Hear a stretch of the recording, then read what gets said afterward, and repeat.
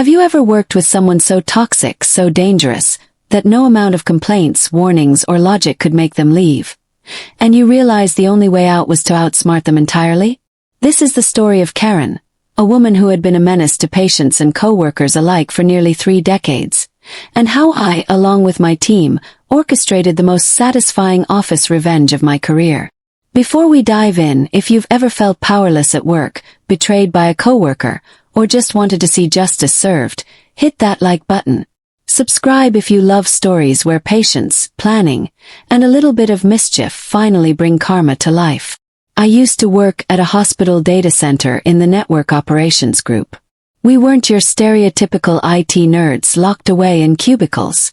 We physically sat next to the servers 24/7, monitoring alerts, swapping tape backups, and making sure nothing caught fire. The job itself was simple, but it was also specialized. So specialized, in fact, that if you wanted to leave, your experience was practically useless elsewhere. This was a dead-end role. And dead-end roles attract a certain type of personality. Enter Karen. Karen had been there for over 20 years, long before I was born, and had managed to get a promotion based purely on seniority. She wasn't competent. She wasn't professional. And she wasn't nice. Imagine a woman with a smug, condescending smile, eyes that could pierce through your soul, and a complete lack of empathy. That was Karen. She didn't care about the patients whose lab results she could delay. She didn't care about her coworkers, and she certainly didn't care about the basic responsibility of her role. She lived in the world of bureaucracy, using HR and union rules as her armor. When I was promoted, she leaned over and told me straight to my face, "You will fail." I smiled politely. Inside something snapped. Karen wasn't just a pain, she was dangerous. One night an alert popped up. A cardiac ICU patient was going into surgery, and the doctors desperately needed their white blood cell count. Karen. She ignored it. She was browsing the web instead. The patient later died. And did she get fired? Course not. HR said it didn't directly lead to harm. That's when I realized bureaucracy was her shield, and the rules themselves had failed the people who depended on us. Over the years, I watched her manipulate the system, reset warnings, and accuse coworkers of harassment just to delay her inevitable termination. Every 6 months, any written warning she received would expire because she knew how to game the investigations. The office was helpless. The patients were at risk. And Karen. She thrived on the chaos, smiling at our frustrations as if they were a personal triumph. Then one day an idea struck me. What if we flipped the script entirely? Instead of fighting Karen directly, we could create a situation where the rules themselves became the instrument of justice. I proposed a new skill-building initiative. Everyone in the Network Operations Center would have to pass the CompTIA Network Plus exam. It wasn't impossible, but it was challenging enough that Karen couldn't rely on ignorance or seniority to skate by. The plan was delicate.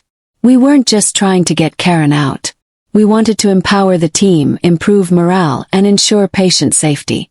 Everyone would get better titles, pay raises, and transferable skills.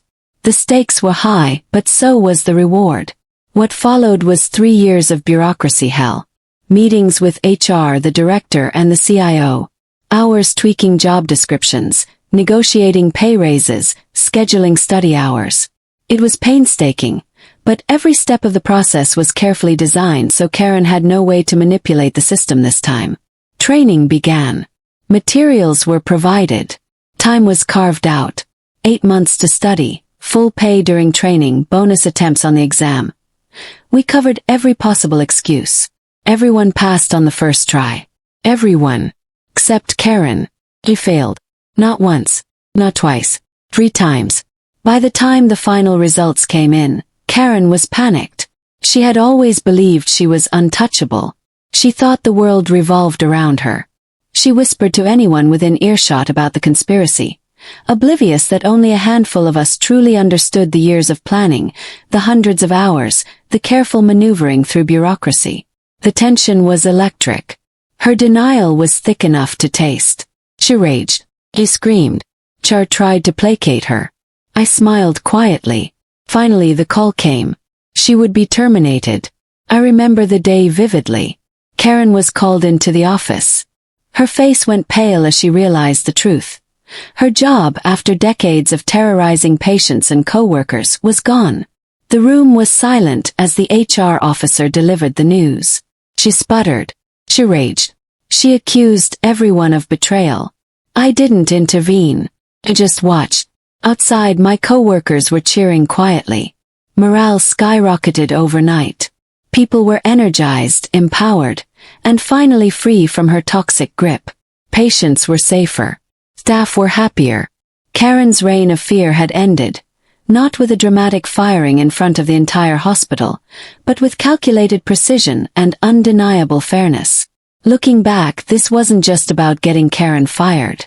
It was about justice, about empowering the powerless, about showing that patience, planning, and strategic thinking can outmaneuver even the most entrenched tyrant. I learned that revenge, when executed thoughtfully, can be a form of protection, not just for yourself but for everyone around you.